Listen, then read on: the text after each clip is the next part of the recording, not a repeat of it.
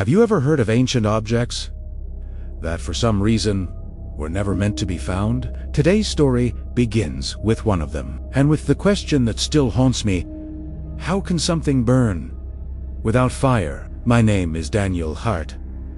I restore historical antiques, and 6 months ago I received an item that should never have been touched. An iron lantern, completely sealed, with an inner glow that looked nothing like candlelight, oil, or any flame known to man. The object came from a black market auction in Merrow Creek, a town infamous for disappearances, strange cults, and silences that lasts far too long. The auction receipt had only one description: the one that never goes out. On the first night in my workshop, I noticed something disturbing. The light inside the lantern seemed to respond to my movements. It pulsed, it breathed, as if it had a will of its own. At 2:13 a.m., I heard a loud crack, like metal expanding. The glow stopped being stable. It became directional, pointing toward the wall like a focused beam. And then I saw it. A shadow moving behind the beam of light. But there was one impossible detail. There was nothing in front of the lantern that could cast a shadow. That dark shape was moving on its own. On the second day, I noticed another phenomenon. The light changed intensity whenever I lied, even tiny lies. "I'm fine. I'm not tired."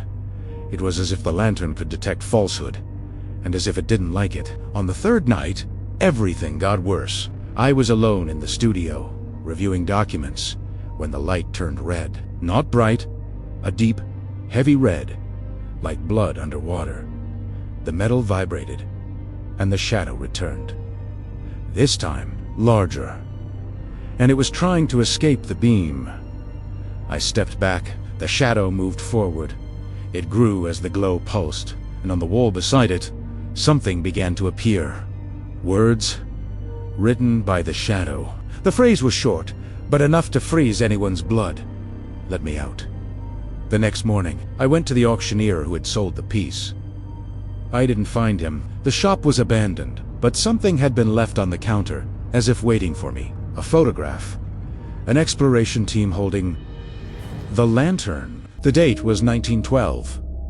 There were 6 people in the picture, and each face had been marked with a hand-drawn X, except one. The man holding the lantern. When I returned to the studio, night already falling, I found the lantern lit. Even though I had locked it inside a steel box, the glow was unnaturally strong.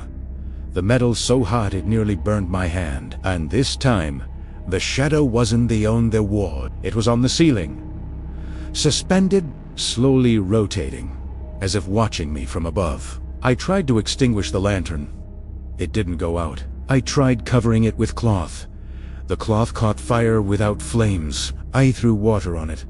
The water evaporated before touching the metal, and then the shadow descended. Slow, solid, almost human. It touched the floor and formed itself. The silhouette of a tall man. No face, no voice, just a perfect outline of pure darkness. He pointed at me. "Andaze di Dilanton shone brighter," projecting new words across the wall. "You're the last one." Before I could react, the shadow lunged. It entered through my mouth, my nose, my eyes. I blacked out when he woke up. It was morning. The lantern was dark, but not empty. Inside it, there was a face, a human face. Mine. And ever since, when I get close to it, I see my reflection blinking, even when I'm not blinking. The truth, I don't think that shadow was trapped in the lantern. I am. And something ancient, hungry walked out in my place. It walks around wearing my appearance, my gestures, my voice. And every night at 2:13 a.m., the lantern lights up on its own, as if calling back the thing that stole me. So if you ever find a light that shines without flame, don't follow it, don't touch it, don't look directly at it, because it's not lighting your path, it's choosing the next one.